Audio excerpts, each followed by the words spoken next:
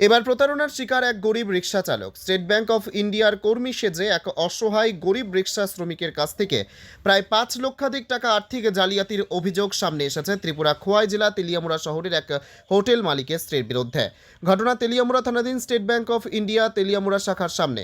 প্রতারণার শিকার হওয়া অসহায় গরিব রিকশা চালকের অভিযোগ মূলে জানা গেছে, বাক্সে ওই রিকশা চালকের জমাকৃত অর্থ ফিক্সড ডিপোজিট করিয়ে দেওয়ার কথা বলে হোটেল মালিকের স্ত্রী তথা নিজেকে state bank of India Teliamura শাখার কর্মী পরিচয় দেওয়া জালিয়াত ওই মহিলা তেলিয়ামুড়া থানা এলাকার মহারানীপুর কপালিটিলা এলাকার শঙ্কর মজুমদার নামে এক হতদরিদ্র রিকশা শ্রমিকের কাছ থেকে মোট ৪,৬৫,০০০ টাকা হাতিয়ে নেয় বলে অভিযোগ।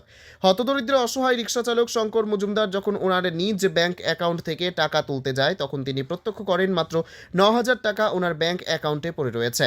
বিষয়টি প্রত্যক্ষ করেই হতদরিদ্র রিকশা চালক হতভম্ব হয়ে পড়েন। পরবর্তীতে হতদরিদ্র ওই রিকশা চালক এলাকার শুভবুদ্ধি সম্পন্ন সচেতন নাগরিকদের সহযোগিতায় তেলিয়ামুড়া থানার পুলিশের নিকট দ্বারস্থ হয়।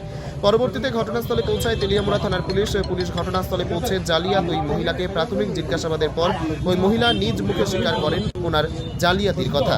এদিকে অসহায় ওই রিকশা চালক আমাদের সংবাদ প্রতিনিধির ক্যামেরার মুখোমুখি হয়ে ওনার সারা জীবনের জমাকৃত শেষ সম্বলটুকু ফিরে পেতে পুলিশের নিকট করজোড়ে আর্জি জানালেন।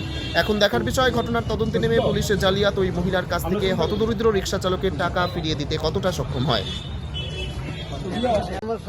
বলতে আমরা বইয়ের মধ্যে কিছু টাকা আছে, ম্যাডামে আমার কইছে আপনার বই যত টাকা এই টাকা তো রাখলে টাকা বাড়তো না, আপনি ফিস করেন, ফিস করলে অনেক টাকা বাড়বো, গরিব মানুষ তো ফিস করলে টাকা বাড়বো, বুঝলে ফিস কেমন করেন কি আমি বুঝে দিচ্ছি না, করবেন নিয়ে তাহলে আমি করে দিই।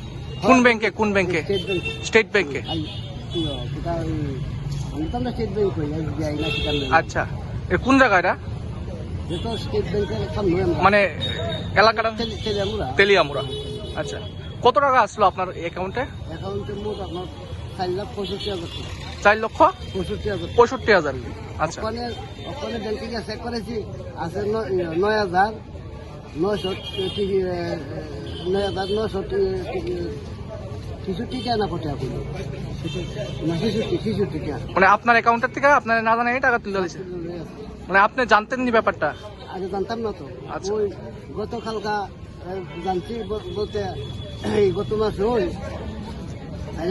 মহিলার ম্যাডামের মার শরীর পেলাম না, আমার কাছে কাকু ফোন করছে, একটা কথা বলতাম কিটা কাকু আমার যদি 200 টাকা দিয়ে হেল্প করেন, আমার মা হায়দ্রাবাদ পাঠাইছি।